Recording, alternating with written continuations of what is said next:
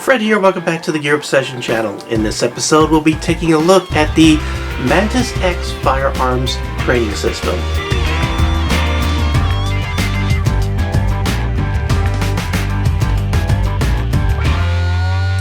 The MantisX is a handgun training system that helps firearm enthusiasts like you and me train more efficiently. Now, if at any time you're interested in this, I did provide a link directly to their website below in the description box. The price is $149. Now, before I go any further, I'd just like to put out there that these firearms that I'm showing you have already been safety checked 3 times, and I don't have any bullets or cartridges in the room except for some snap caps. So I just want to put that out there. Now, I was in the Navy for 22 years, and throughout the Navy, or throughout my Navy career, 1911 is the sidearm or firearm that I used and trained with through that whole 22 years in the Navy. And it's a great firearm. It is a metal firearm. It's heavy compared to a lot of modern polymer firearms. I shot very well with this firearm. I got a couple of ribbons to show for it. However, one of the things that this heavy firearm does is it hides a lot of bad habits that I didn't even know I had at all, because it's so heavy and it takes a lot more effort to sort of jerk or to anticipate or whatever to actually move the firearm, because you have all that weight. And when I retired, I had got into some other firearms, and I had purchased this one right here. This is a Walther P99, very lightweight polymer style firearm, you know, just like your Glock. And all of a sudden I was shooting like absolute crap. This firearm is very light, and it doesn't take very much to move it. You don't have that weight to help sort of dampen your habits, your bad motion. So if you jerk your trigger, I'm going to put my finger on the trigger, this has been safety checked, but if you jerk, it's easier to move this firearm around. So all of a sudden, bad habits you didn't know you had are amplified, and that's where this system really is coming in and helping me out. Now, full disclosure here, Mantis did send me this for review, and I'm only going to be showing off the dry fire functionality of this, and maybe sometime in the future when I get to the range we'll go ahead and test it out with live fire. So what do you get in the box? Well, you get a user manual and a lot of information right here on this piece of paper, very well written. There's also a lot of good information on the website. And then you get the actual product that attaches to the firearm. Look at this. It comes in a very nice Pelican case, which is probably one of the best case makers out there that's waterproof. And look at this packaging. Very nice. You get a charging cable, and you get the actual attachment that attaches to the Picatinny rail of your firearm. So, first caveat here, if you have a firearm such as this that does not have a Picatinny rail, you can't attach it. So you need a firearm that has a Picatinny rail such as this, and you attach it to the rail just like you would any other light or laser, and I'll go ahead and do that really quick. The other thing you need to do is you need to have some sort of Android or iPhone type of device, and you want to install the software. So you go, in this case my Android phone, I go to the Play Store and I look for MantisX. I search for that, and I installed it, and we'll go ahead and take a look at that here shortly. Whoops, put that aside, and then we'll go ahead and attach this. Really simple. You just, again, just like any other product that you would put on your Picatinny rail. Again, this is for pistols and handguns. So you just sort of put that on there just like that. Now you can put this frontwards or backwards, whichever way you want. Actually, this is facing forward, this is facing back. It really doesn't matter. You can tell the software which way you installed it. but really simple. So I'm going to go ahead and put this on. Now I have I'm going to go ahead and load 2 snap caps, which are not real ammunition. It's just fake stuff, but it keeps, you know, your striker or your firing pin will hit the spring-loaded piece of metal back here instead of hurting the firearm, having the firearm stop that pin or striker. So I just you know, feel safe. You got to look up your gun's manufacturer instructions to find out whether it's okay to dry fire or not, and it's always better to use a snap cap. So I'm going to go ahead and load one of these guys into the chamber so I can dry fire. Now the nice thing about this particular P99 is that it's double action, so I could keep on firing. I'm going to point this in a safe direction. I can, without having to rack the slide, I could continue to dry fire this, which is kind of neat. It's perfect for a dry fire exercise such as this. So the next thing we'll go ahead and do, got snap caps floating around here, is I'm going to go ahead and start up the software, and I'm going to hit connect. Now this is a Bluetooth device, and what you don't want to do is go in and try to attach this via the normal Bluetooth. You just want to hit the connect button in the software itself. So we'll go ahead and press the button, and you can see there's a little light blinking right there, and then you hit the connect, and it will Bluetooth pair with your phone just like that. It said to set the firearm down with the device still while it calibrated, because there's an accelerometer in there to figure everything out.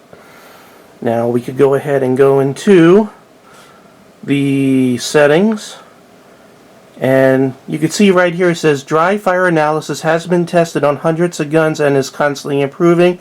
If you are experiencing any issues, please contact them.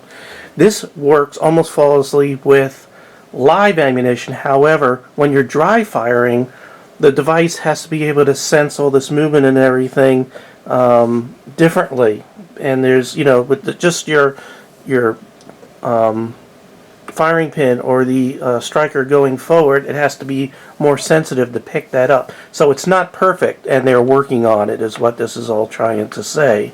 So you could select whether you're doing live or dry fire, and whether you have it forward or rear backwards mounted. I have it forward mounted, and whether you're left or right handed. And then we'll go ahead and sort of go back to train. Now you could reset, and it's hard to tell because I have glare going on here, and it has the start button.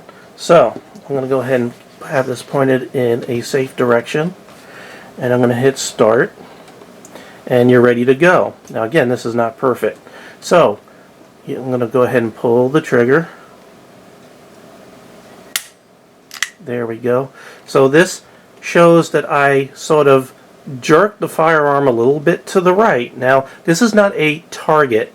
This is, you know, what you're doing with the firearm as far as movement right before it breaks, right before, you know, you break your sear. So it sends a little bit of motion going on. Now it gives you a couple of different graphs.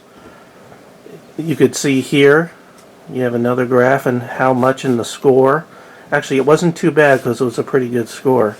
And you can see there's a little sliver right there, which means it wasn't that bad. The more it takes up in this sector, the worse it is. Let me see if I could do something really bad.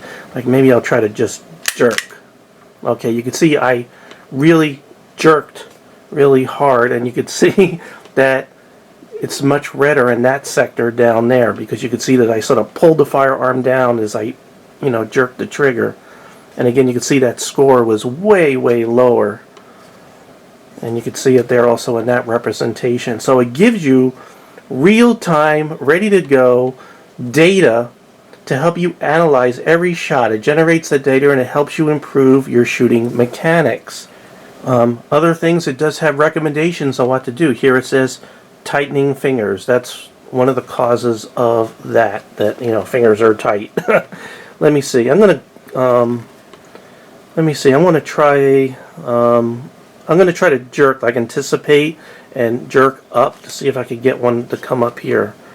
Alright, so we'll go ahead and jerk and see how it didn't register that time. Again, this is sort of a work in progress as far as for the dry fire side. There we go.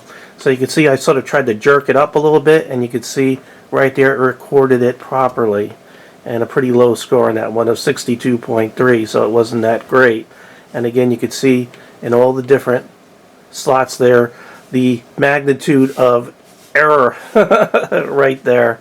It is a really, really cool device that you just sort of attach. One thing I did forget to show you is there is the USB port that you use to charge the device. They give you that cable, but they don't give you like a brick to plug it in, so you have to plug it into your own charger.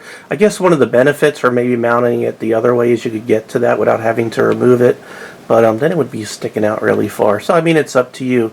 The one thing I don't like about this is that it uses a screw. I don't want to turn this over because the serial number is on the other side of my firearm, but you have to screw it on. And I wish they had, you know, what a lot of lights have, where you just sort of pull down a little lever on each side so it just clicks in instead of having to screw the threaded screw all the way through. Just my particular preference. So again, this device needs to be attached to a firearm with a Picatinny rail, and if you have a CO2 airsoft type firearm, you could attach it to that too and do the same thing and do dry fire stuff where you don't have to go out to the range, but you could improve on your trigger pull, make it smoother, less jerking or less anticipation, or just get rid of those bad habits that you know you have, or maybe like me, when you used to have, I'm going to go ahead and reach over here, when you used to have one of these very large, heavy firearms that sort of hid your bad habits, and then all of a sudden you get yourself one of these lightweight polymers, and all of a sudden you think you just bought a really crappy firearm, when really what's crappy is your finger and your trigger pull. So really good. Now this, you know, I used my cell phone here, my Android cell phone, to show you the software, but again, you could load that on any Android or iPhone device. So if you have an iPad or iPhone, that is fine, but you could train in the privacy of your home, dry fire with CO2, airsoft, or whatever, or when you go out to the range, you put it on your firearm and you can get even better results, because right now it works better with live fire.